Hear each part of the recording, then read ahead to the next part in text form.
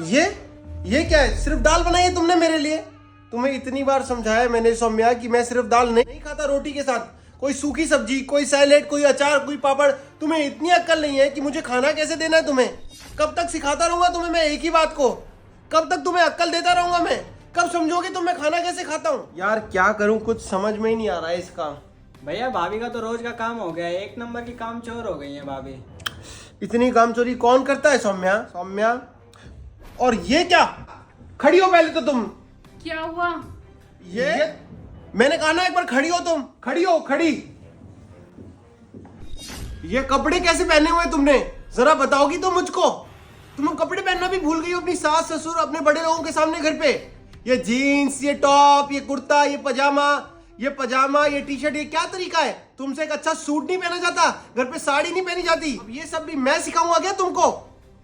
वो मैं क्या वो मैं लगा रखा है? एक बार में जवाब नहीं दिया जाता तुम्हें? इतनी बार बोला ढंग के कपड़े पहना करो घर में, तो ढंग के कपड़े पहना करो घर में। मैं नहीं सहूंगा आज के बाद तुम्हारा। ये समझ में आ रहा है तुम्हें? ये नहीं समझ में आ रहा है? भैया भाभी तो अपने माँ बाप की सुनती है, हमारी कहाँ सुनेंगी।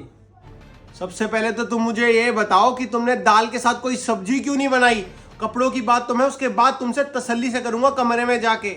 जवाब चाहिए मुझे, जवाब। जब तुम्हें पता है तुम्हारा पति ऐसे रोटी नहीं खाता बिना किसी सूखी सब्जी के, एक सब्जी के साथ बिना सलाद के, बिना पापड़ के, तो तुमने ऐसा किया क्यों?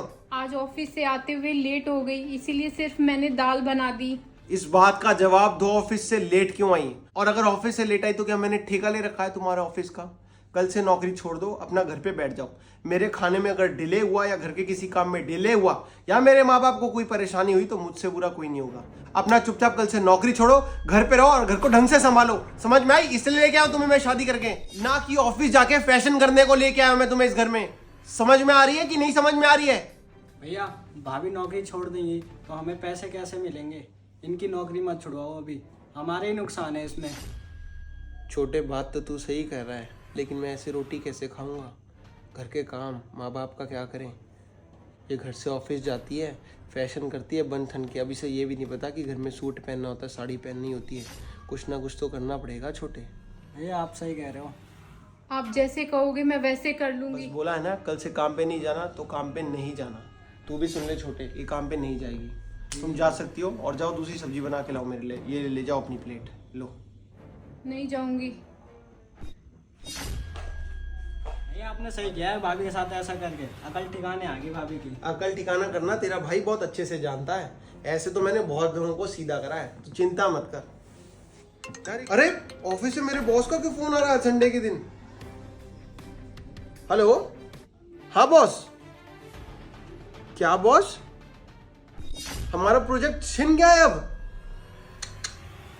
तो बॉस अब कैसे करेंगे? हमें कॉस्ट कटिंग करनी होगी। क्या बॉस 6 महीने तक तनख्वाह नहीं मिलेगी हम लोगों को और काम करना होगा? अरे बॉस ऐसे कैसे चलेगा घर हमारा?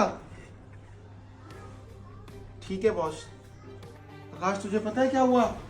जिस प्रोजेक्ट पे मैं ऑफिस में काम कर रहा हूँ ना, वो प्रोजेक्ट हमारी कंपनी से छीन गया है और बॉस कह रहे हैं अब 6 महीने तक हमारी पूरी टीम को बिना सैलरी के काम करना पड़ेगा। अब घर का खर्चा कैसे चलेगा?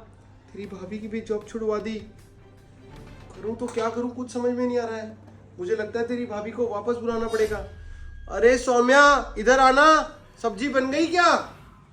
क्या हुआ? बस सब्जी बन रही है, 5 मिनट में सब्जी बन जाएगी। तुम एक काम करो सौम्या, मुझसे गलती हो गई है, तुम अपनी जॉब मत छोड़ना। एक्चुअली मेरे ऑफिस में कुछ प्रॉब्लम आ गई है, मुझे सैलरी मिलने में थोड़ी सी दिक्कत आ सकती है। तुम काम नहीं करोगी तो ये घर खर्च कैसे चलेगा? तुम एक काम करो, तुम अपनी जॉब को वापस रिकॉन्टिन्यू करो और सब्जी वब्जी छोड़ दो, तो मैं दाल रोटी ऐसे ही खा लूंगा, कोई बात नहीं। ये क्या बात हुई? आपकी सैलरी नहीं मिलेगी तो क्या मैं आपके लिए सब्जी नहीं बनाऊंगी? मैं कल से जॉब पर भी जाऊंगी और आपके लिए सब्जी भी बनाऊंगी। भैया देखा भाभी को कितनी अच्छी है, पर हम पता नहीं क्या समझते रहते हैं भाभी को। हाँ छोटे, बात तो तू सही कर रहा है। सौम्या हम लोगों को माफ़ कर दो, हमसे गलती होगी। मैं कान पकड़ के तुमसे सॉरी बोलता हूँ। हम लोग तुम्हारे लिए सही नहीं समझ पाए। तुम्हारे कितने अच्छे संस्कार हैं, कितने अच्छे आदर्श हैं, और हमें लगा कि तुम कितनी गलत रास्ते पे चल रही हो। हमें माफ़ कर दो। दोस्तों आप भी अपनी बीवी पे शक मत किया करो, वो जो भी कर रही है घर की सलामती के लिए कर रही है। बात अच्छी लगे तो वीडियो को शेयर कर देना। मैं फिर से लौट के आऊँगा और दुनिया के कौन से कोने से वीडियो देख रहे हैं ज़रूर कमेंट करके बताएं, ताकि मैं आपको थैंक्स कर सकूँ। और पिछला थैंक्स आता है कबीर जी को रायपुर से।